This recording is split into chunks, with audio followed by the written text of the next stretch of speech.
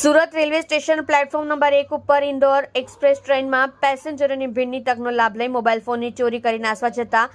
ચોર ઇસમને રંગે હાથે ઝડપી પાડતી સુરત રેલવે પોલીસ. મહેકમ પોલીસ અધિક્ષક શ્રી અભય સોની સાહેબ પશ્ચિમ રેલવે વડોદરા અને નાયબ પોલીસ અધિક્ષક શ્રી ડીએચ ગોર સાહેબ પશ્ચિમ રેલવે સુરત વિભાગ સુરત નાઓ દ્વારા રેલવે ટ્રેનોમાં ચોરીના ગુનાઓ ન બને અને બનેલ ચોરીઓના વંશોદ્ધાર ગુનાઓ શોધી કાઢવા સારું ખાસ સૂચનાઓ અને માર્ગદર્શન આપવામાં આવેલ હોય, જે આધારે પોલીસ ઇન્સ્પેક્ટર શ્રી જેબી Mithapara Surat railway police station નાઓની સૂચના મુજબ Surat railway police station part A ગુના નંબર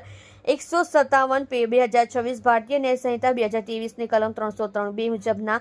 ગુનાના કામે ફરિયાદી શ્રી નાઓ આજ રોજ તારીખ 25/1/2026ના રોજ કલાક 1 વાગ્યાના સુમારે Surat railway station platform number 1 ઉપર આવેલ ઇન્દોર એક્સપ્રેસ ટ્રેનના આગળના જનરલ કોચમાં ચડવા જતા તે પેસેન્જરોની ભીડની તકનો લાભ લઈ એક ઇસમે ફરિયાદી શ્રીના પહેરેલ પેન્ટના ખિસ્સામાં રાખેલ મોબાઈલ ફોનની ચોરી કરી નાસવા જતા તેને કોર્ડન કરી પકડી તેનું નામ ઠામ પૂછતા તેને પોતાનું નામ રેહાન અસલમ જાતે ખાન,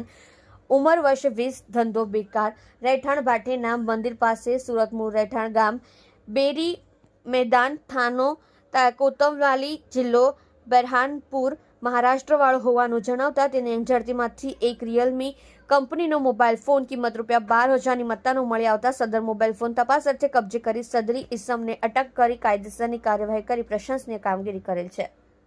આપ જોઈ રહ્યા છો ગુજરાતની સૌથી પહેલા ખબર આપતી Surat express news channel director Rajesh મંગલેની સાથે.